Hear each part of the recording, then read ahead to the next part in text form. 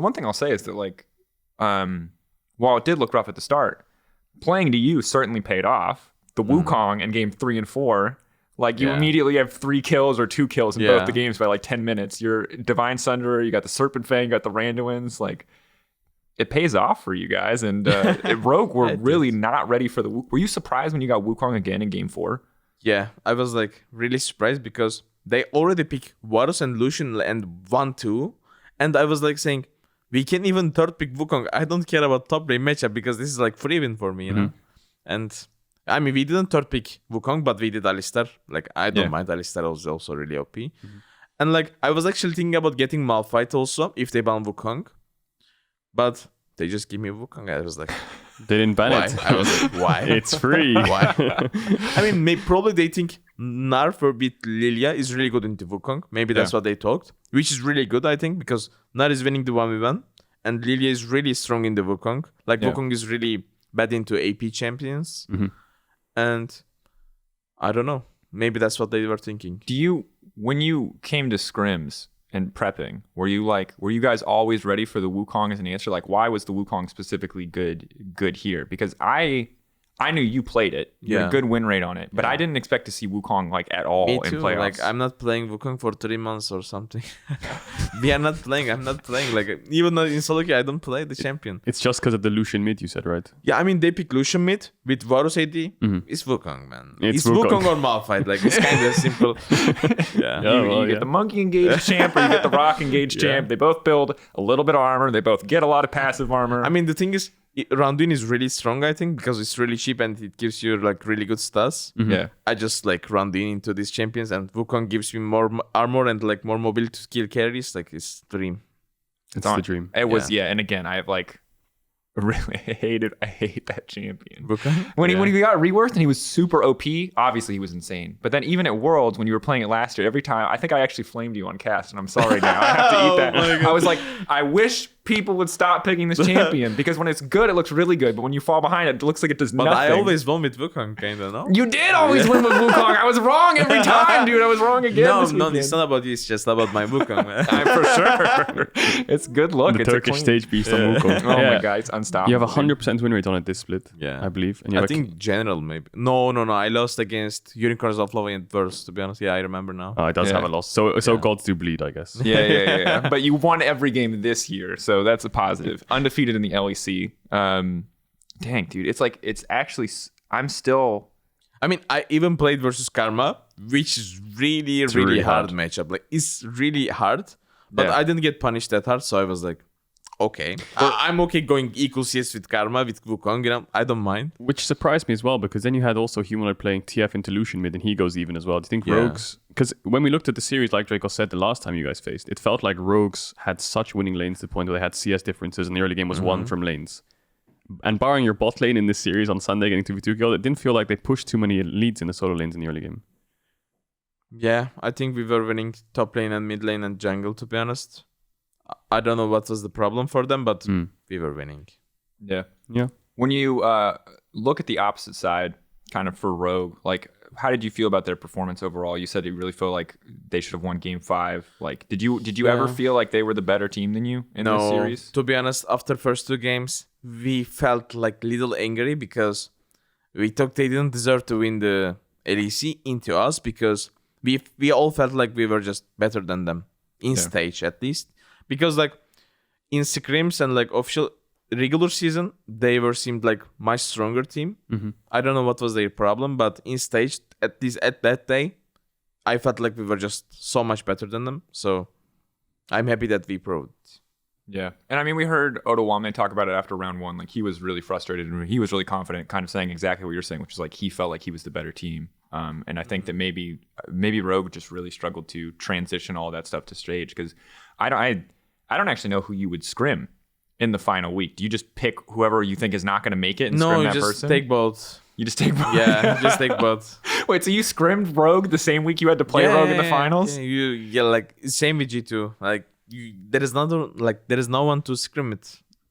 True, unless it's like national teams, I suppose, or like ERL teams. Yeah. Dang. Well, I'm glad you at least scrim both, because I can imagine that the nightmare would be like, let's say you're playing semifinal. Do you remember they are banning Seraphine every game? Yeah. Yeah. Because we were preparing for G2 to pick Seraphine. So we showed this to Rogue. But then we faced Rogue. But we didn't want to play Seraphine. And they banned every game because we played scrim against them. So. What? Yeah. What? Yeah. So you got a free ban from scrims on stage? Free ban. Yeah. Okay. So when you're into game 1 and they ban Seraphine, you're like, Yeah, we were like laughing. Yeah. I mean, to be fair, the champion is really broken, but that's so hilarious that it was just prepared just for G2, and it's that's so good. that's Because really funny. against G2 series, like if you face G2, we know they would like first pick Seraphine or we first pick it because it will not go to red side for sure. Yeah. So yeah. And you know Rogue didn't play it, so you Yeah, we don't care if they don't play. makes sense. So did you have funny. did you have a winning record against either G2 or Rogue in scrims the week leading up to this finals week? Yeah, I think like last 3 weeks of scrims, I think we were beating everyone. Like Nice. 3-2. Sometimes, of course, we lose also 2-3 or something. But like in regular season, I think Rogue and G2 was kind of stomping us like 4-1, 5-0. But like last 3 or 4 weeks, we were just stepping up. Like our game, like went much better. Yeah. That's interesting. Because so when we talk about stage, like obviously it's a stage buff, but you're still scrimming from home, right? You guys aren't coming into scrim. So like what actually changed in scrim? Like did they get worse? Did you guys get better? What actually changed in scrims for you, for Mad Lions, to actually like make you start winning these scrims? Because I get the stage game angle, but how does that work in scrims then? I think our game plan is settled. Like we are making our bot lane strong side. We are playing from them at mid game. We know what to do. Like I think the other teams were like just going randomly side lane, except G2 to be honest. Because I think Wunder is doing really good job in when to group, when to go side lane. But like other teams just going like randomly going to take CS.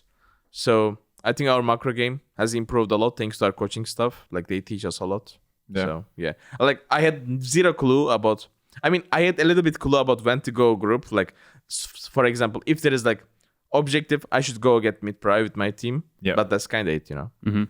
And they gave me a lot of things to learn. I mean, I learned a lot from macro game. When they teach you that kind of stuff, because I'm really interested, because we don't get to like see a lot into the coaching staff, right? Like I got to visit Schalke this season, and that was the first time I got to talk. And I could talk to Mac a little bit about the strategy and the approach, but during the season, he doesn't want to give me the specifics, right? Because like you got to keep that competitive edge. Does that look like? Do they have like presentations? Do they show you VODs? Do they just tell you what to do? How do they actually like teach you these things? It's kind of like that actually. They have like presentations. That's how we should play. That's how is the best teams are playing. For example, FPX, TES, blah blah. Like they are taking examples of them and like they are choosing the one who is more suitable for our team roster. So we are kind of doing like that. And like they are doing the presentations. They are using the votes that we already did in scrims, or like good teams are doing it. For example, G2 made a really good movement, so we are watching it. Oh, this is really good. We can also do that, for example. And is it something where it's like, okay, today I'm going to teach you guys this. This is why I want you to try to win scrims. Yeah, it's actually like that. Okay, so you basically get taught a concept in a sense, and then in scrims you're like trying to apply it. Mm-hmm. Like before every scrim, we just talk 1 hour or half hour, depends on the day, depends on what we want to work on. Mm-hmm. For example, we are saying we are always giving them third Drake when we have 2 Drake, which is not good because we are wasting our time at soul time. So we are focusing on third Drake or second Rift. We are always working like that. It's really like working for us at least. It's really good. I mean, it's always cool, and it sounds like I think the kind of the idea of like having a meeting at the start of the day, setting something to work on, something that I've seen a lot. I saw it at Schalke. It's cool to hear that you guys are doing it too. But the fact that you feel like they're doing so much to help you with this like side laning thing, I think is what's really cool with me. Because I think that usually like coaching staffs these days, I think back in the day, coaching staffs were just like a flip. Honestly, if your coach did anything, like even if you were a coach back then, it was like all about draft, kind of like. Yeah. If you're saying coach, that means draft. I mean, at least it was used to be like that. Yeah, I think, or it was like coach. Some orgs were just like, here's a guy. You know what I mean? Like, sadly, I can only speak to the early days of the EULCF. And he's like a people person, like he's manager, he's like nice. He like takes care of the team, and like it's a position that Riot's paying for, so someone's going to do it, right? But yeah, it has definitely gotten more advanced, and I think that we hear a lot about coaches who are like facilitators for discussion. They ask you questions. They make sure everyone's opinions are heard. We hear very rarely about coaches who are like very like big brain macro geniuses. I think it's just hard to be smarter than a professional player about the game. But it is cool that when it comes to like learning a lot of the more fundamental, or I guess the more advanced things about being a top laner and like side wave control, something that's like so beyond anything that I know or can understand, that they have something ready to teach you. I think that's like what makes it really special. For example, let's say I'm playing a winning matchup in Scrim and I'm losing. Like, it can happen. Yeah. I mean, it did happen many times before in Scrims, to be honest. Then we watched my laning 1v1 with my coach, like me and my coaches. And we were trying to, like, why did I lose this lane? You know, I should have won. Like, for example, when to hit minion, when to not hit minion, when to go ward, when to go base, like when to trade. Like, there is so many little things that change your laning. And they also teach me that. So my laning was really bad when I joined the LEC, to be honest. And I improved a lot. I can feel it. That's super cool. That's like, really because cool. against like Odoamne, Wunder, Broken Blade, the laning was so hard when I joined to the LEC. But like, it's not that hard anymore. Like, because I know the basics. I know the fundamentals right now.